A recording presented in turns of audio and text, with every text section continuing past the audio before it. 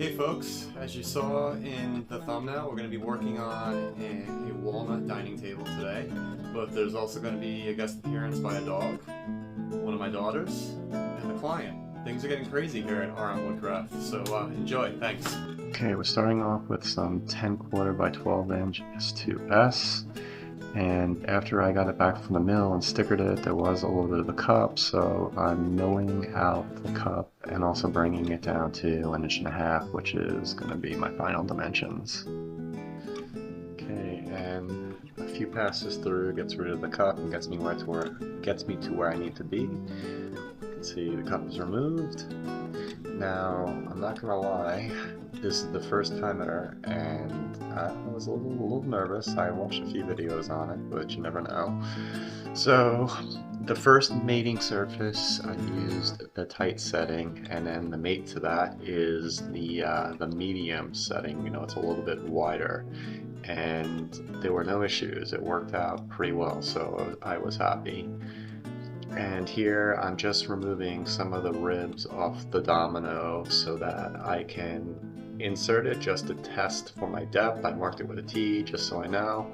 And then I just checked every one of my domino mortises to make sure that it was deep enough before I did the glue up, and everything was great.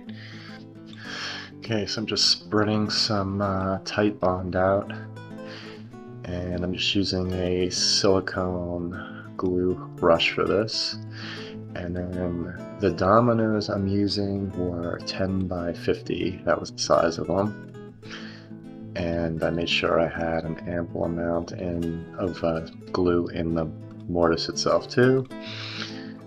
Same with the mating side, just spreading it out again, and filled the mortises as well.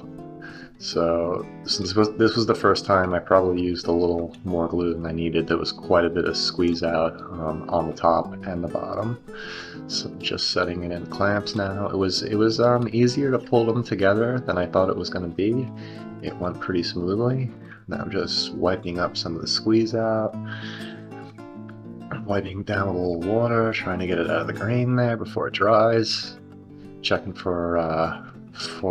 not for square, checking to make sure it's all on the same plane, that it's straight across there. I think initially when I just had the bottom clamps on, it was starting to cup a little bit, but once I loosened it and then stuck the top clamps on there, it all came back into alignment again. So yeah, just checking again, and everything's good. So now we're coming out of the glue up here.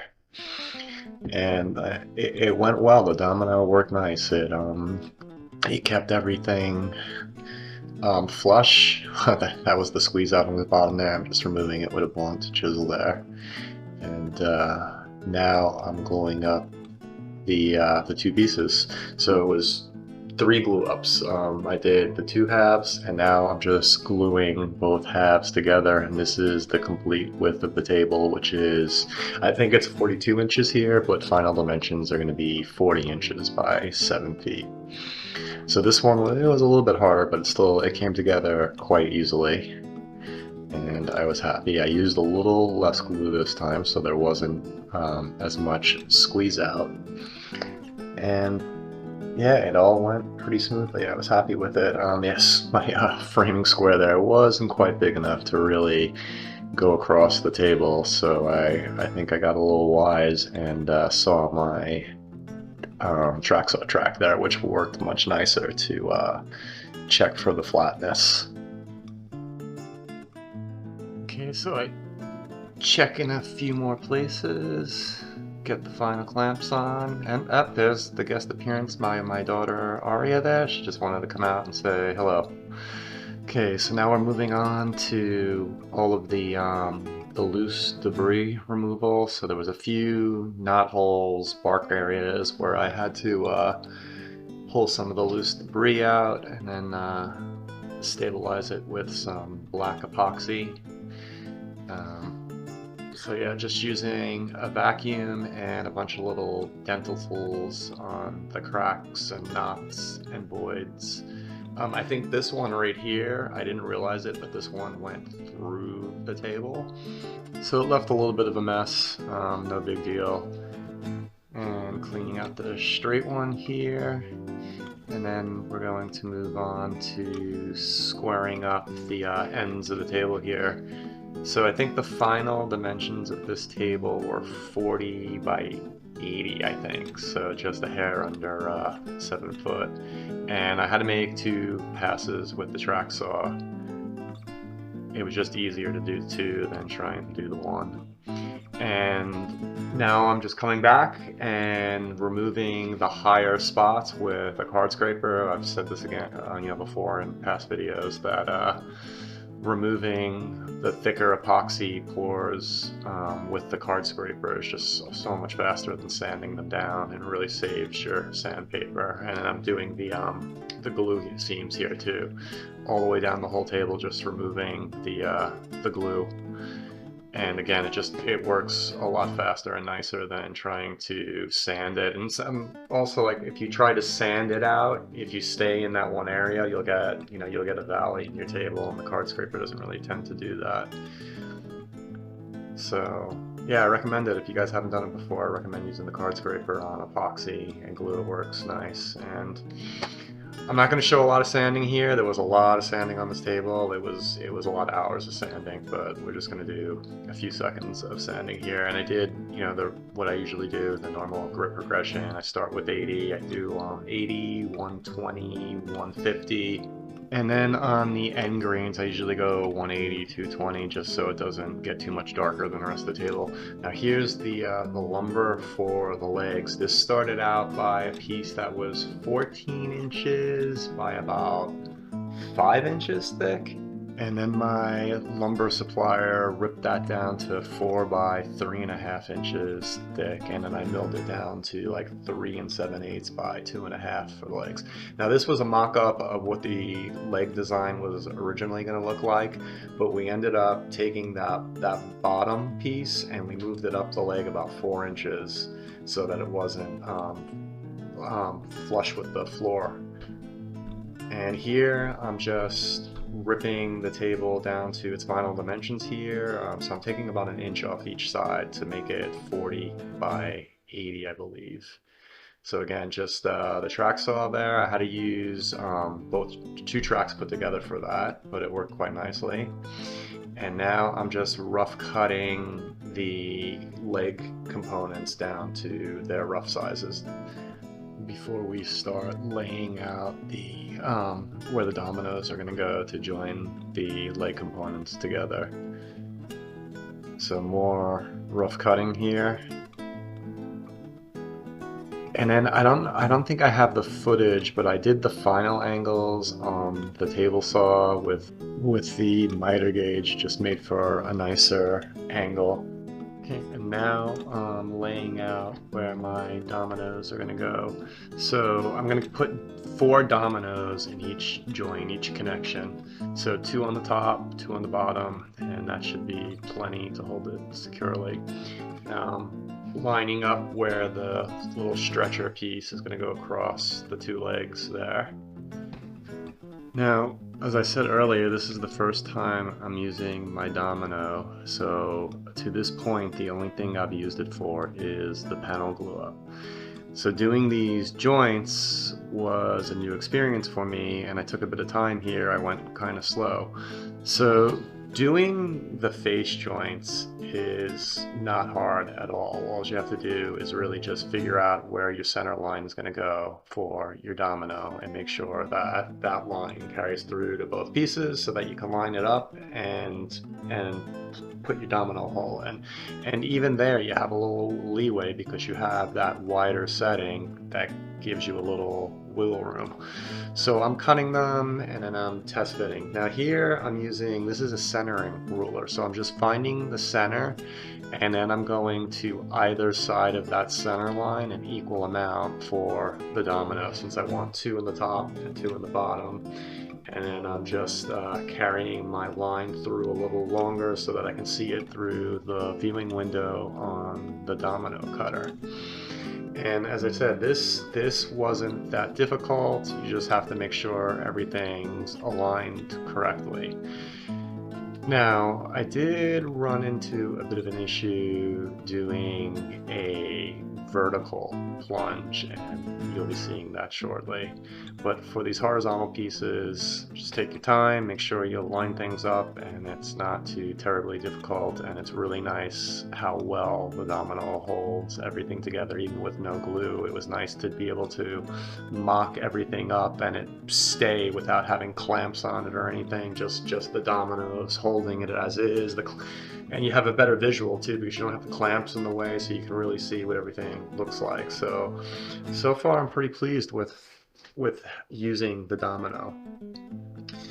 So now I'm just mocking it up. I'm just sliding, I think 1 or 2 dominoes in each end, and I'm just mocking it together just to see how it's looking, see how tight my angle is and whatnot.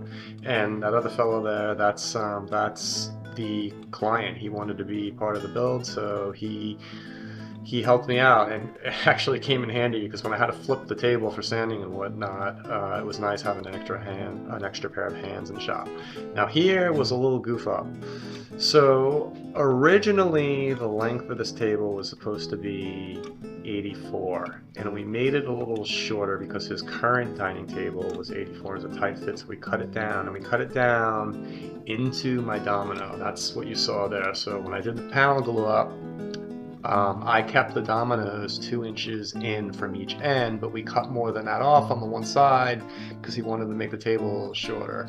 So I kept the cutoff so that the grain match is pretty perfect here. It's basically, I lined up the cutoff and then cut the plug out of that, and now I'm just marking the plug into the end of the table.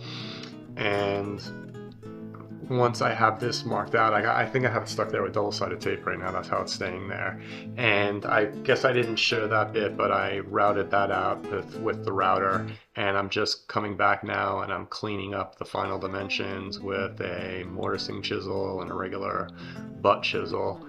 And this turned out pretty well. It's pretty invisible. Like I said, I got lucky and I kept the off piece, so the grain match was really good. And you know, once it was in there, you didn't really see it. I mean, you have to really look to see it once it's all said and done. So a bit of a setback, not the worst of things. You know, it's just some of the things you run into when woodworking. And like I said, the design changed a little, so that's kind of why this happened.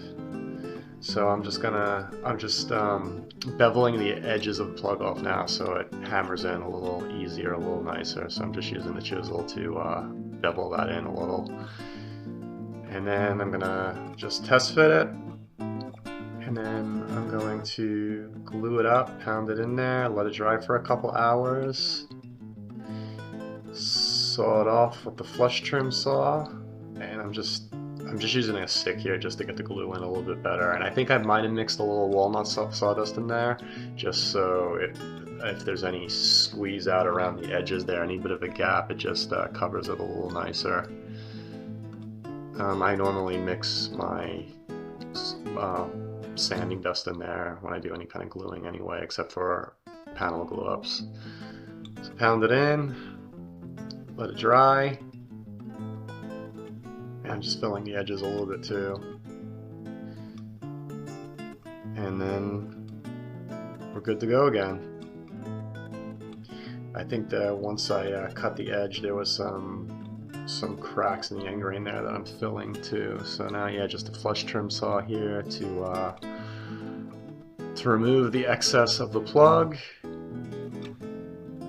And then I'm just going to come back with the sander and give it a rough sanding down to probably 80 before I start my normal sanding process on the whole table there. You know what, I think I actually hit it with the plane here too because it was a little proud.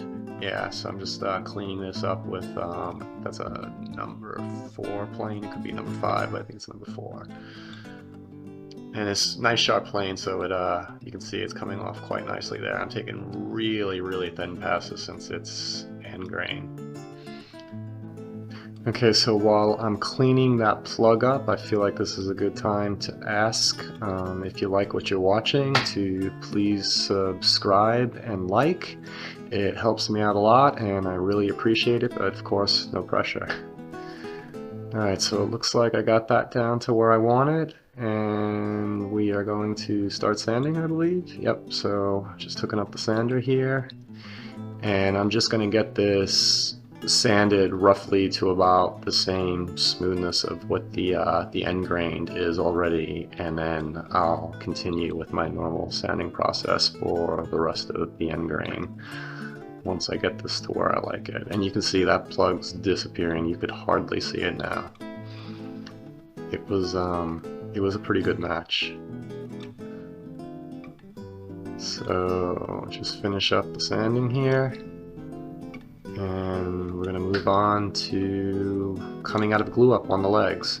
Now, I think I don't have the footage, but you can see the domino holes, the domino mortise holes on the top of that leg stretcher there. And those gave me a bit of a problem. So when you do a vertical plunge, you really have nothing to reference. When you do the horizontal plunges, your fence is referencing the top of the material. But for the vertical plunges, you have to make your own reference line.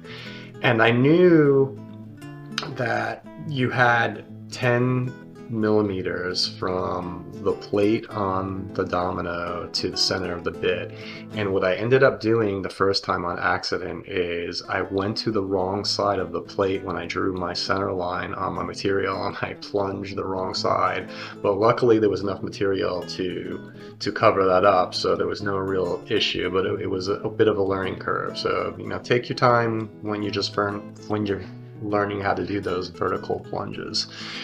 And what went on here is I just gave a little chamfer, or actually I think I did a round over on this table. So this table had a bit of a round over all the way around, and now I'm just water popping it. I like to water pop between grits to raise the grain. And I think what I did the bottom of the table and I flipped it over, and now I'm just doing the top of the table. And like I said, it's just a 1/4 inch round over just to ease the edges over. And then I'm going to continue with my sanding grits after this.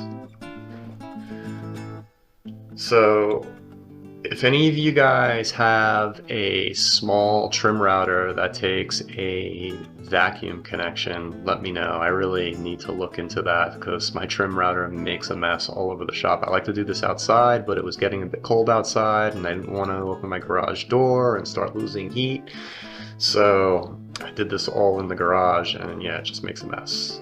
So this is the first application of Rubio Monocoat, and I'm just troweling it on, and then after I trowel it on, you guys know the routine, just a white pad, and I work it in until it doesn't seem to absorb anymore, and then I let it sit for about 10-15 minutes and wipe off the excess. But you can really see the color coming through, and I love where the sapwood meets in the middle there and you get that line down the center of the table. I really like that on this table. Now this is the bottom. It's a little less pronounced on the top. It's a little bit of a thinner line on the top to see when I flip it. But yeah, I really like the color on this table. I think it looks pretty good. But the top definitely looks nicer. So here's the one time I had to flip it by myself, and it wasn't easy. The table's pretty heavy.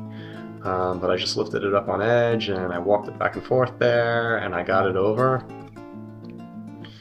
and laying it down, and you can see the sapwood on the top is a little less, so you got a nice thin line shooting down the middle of the table, and I think it looks really pretty.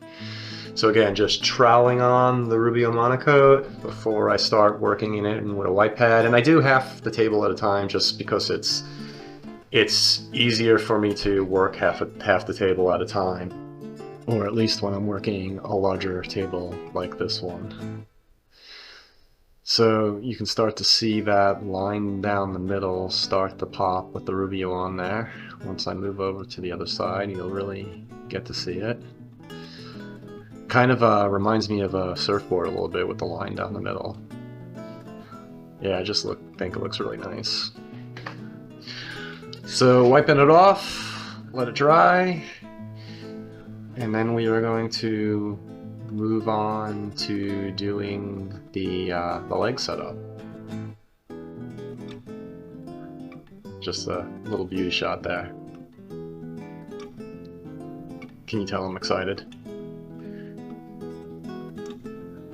Okay, there we go, done with the beauty shots. Okay, so now I'm just giving the leg a little bit of a round over before I assemble the stretcher that goes down the middle. So, and again, those were the dominoes in the middle of that little stretcher that I was talking about. That's the vertical plunge where you have to create your own center line, your own reference center line. So what I do is I find the center and then I just clamp a piece of wood there that I can reference the domino cutter to. So again, and you can see the mess my little trim router makes. That's why I want to find a router that has a vacuum on it. So there we go, there's the leg. So the domino side's the inside and this is the outside. Quick sanding here. Again, I'll speed this up real fast. We don't want to see any of this sanding. And then I think I'm going to jump right into the finish here. Let's see. Come on, finish sanding. Sand faster. Faster, faster. Alright, yeah, so I'm just going to give the stretcher a sand. And we're done with that. Oh, and I don't show the assembly, but basically it's dominoed together. I did this in my house because I was running out of room in the garage, so I did the glue up in the house. Now this is the top of the legs where it's going to meet the table. So what I'm doing is I had these metal plates made that I'm gonna recess into the top of the leg, just a big mortar, so big dado here. So I'm using my trim router again just to hog out most of the material, and then I'm going to go and clean the edges up with a chisel. And I clamped a piece of wood to the top and to the bottom just so I wouldn't get any tear out on the end grain here. And I left a little ridge in the middle for my router to reference so it wouldn't dip. So I'm just chiseling that bit out right now. And then I'm going to clean up the edges and give it a quick little sanding there. But yeah, that's where the plate's going to recess into so that it's flush with the table when I mount the legs to the table. Looks like I'm struggling a little here. I think it's time to give my chisels a bit of a sharpening. Although this is end grain walnut, so. But still, a good sharp chisel should go through that pretty easily. So a little bit more of a cleanup. And then we are going to move on to the finishing, and again, it's just Rubio here, but look at the grain in that wood. The legs are really pretty, and I avoided the the little center of the stretcher there just because that's where my glue up's going to be. So I didn't want any finish there, and you just saw me had the pick out. I think there must have been a little bit of grit in the knot hole there that I just removed.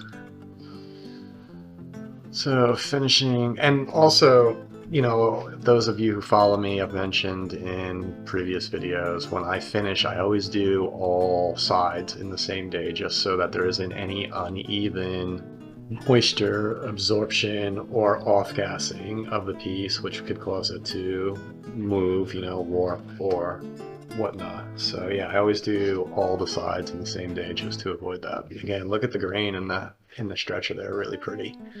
Again here too, so I'm just wiping the excess off now and you can really see the grain pop. Yeah, really pretty wood. And then again, we're going to do a little more vanity shots here. So those are the two legs, there's the top, and there's the stretcher all in finish now. So yep, here's the plates I had. So this is just some 1/8" steel I had cut up into 2.5" by 6.5" pieces. And then I drilled the first one. I got the layout on the first one, and then I'm just tracing that layout onto the other 3. So I'm drilling the through hole first in my drill press. Lots of oil, go slow, and lots of oil on this 1/8" steel. But I'm going to drill all the through holes first, and then once I have those done, I'm going to come back with a larger bit to do the countersink, where the 3 holes in the middle are going to, if I don't countersink them, they would be hitting the tabletop. So those need to be countersunk into the plate so that it's flush with the top of the plate, so that it doesn't hit the bottom of the table. This will all make sense when you see me mount it. And I'm just using a blunt chisel there just to knock off some of the burrs. I found the blunt chisel just takes care of that pretty nicely. So again, lots of oil just to keep the blade from overheating. And I have the larger bit chucked up now, so I'm just countersinking those 3 holes in the middle on the diagonal there, so that the screw sits flush with the top of the plate. So those are the only 3 that are getting countersunk, and again, this will make sense when you and I'm just test fitting the screw there, but it'll make sense when I mount it all. So here's the plates now, and those 3 holes, oh, there's the other guest dog there. That's Jasper. That's actually the client's dog. So Jasper's a big English lab. But anyway, so the 3 holes on diagonal there are going to take the screws into the leg, and then the table's going to sit on top of that, and that's why those screws have to be countersunk, so that it's flush with the top of the plate and it won't hit the bottom of the table. And then the other 4 holes are going to be, you know, screwed from the bottom up into the table into inserts. And those don't have to be recessed. So just cleaning up the drill, the wood from the what do you call those? Those are pilot holes. So that's just the burrs from the pilot holes that I'm cleaning up with the vacuum there. So I'm just drilling pilot holes in all 4 legs, getting rid of the debris, and then we're gonna flip this over and lay it on top of the table so that I can mark out where the inserts in the bottom of the table are going to be. So we're going to move the tabletop back in here. We're going to lay it on the floor with the top down. So this is the bottom of the table is going to be up right now. In a second here, we're just putting some towels there so that it's so we can get our fingers under there and lift it again. And so when I lay this down now, I am only going to mark 1 corner on each side, and I'm going to drill, I'm going to put a little pilot hole there, and then I'm going to come back and I'm going to drill out, I think it's 3/8 on this for the insert, for a 1/4-20 insert. So I'm measuring to center it, and then once I have it centered here, I'm going to go to opposite corners and just do 1 pilot hole for each corner, and that's it. And the reason why I do it that way is I found if I mark all 2, 4, 6, if I mark all 16 of these out at once, there's a chance something could move and then it's off and your screw doesn't fit through the hole in the plate into the insert correctly. So if I do the opposite corners and I put those inserts in, and then I lay the legs back on top, and I actually put the bolts in those 2 opposite corners, it holds the legs still so they can't move too much, and then I go and I do the markings for the rest of the pilot holes. So I'm just doing the 2 right there, I'm pulling it off, and I'm drilling the 3/8 hole for that insert there, and I just have a little piece on my bit just so I don't go too deep. These only have to go in about I think 3/4 of an inch I'm going, maybe an inch. and I have 1.5 inches to work with. And then those just get tightened in with an Allen key there.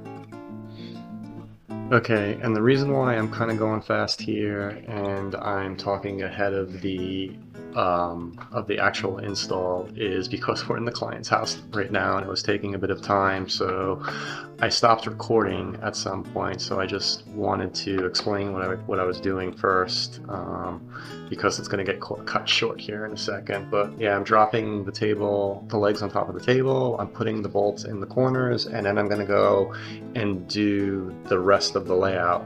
So that was all skipped, and now I'm just bolting the plate to the tabletop now. Again, like I said, we're in the client's house and it was getting long in the day, so I just wanted to wrap it up. But here's some of the beauty shots here of the table. Okay, now I'd like to thank the client Chris for letting me film the project, film in his house, and it was also great having the client be part of the build, be part of the decision-making process, and also see what kind of work goes into creating a custom piece of furniture. And thanks to you guys for watching and supporting me. Happy New Year.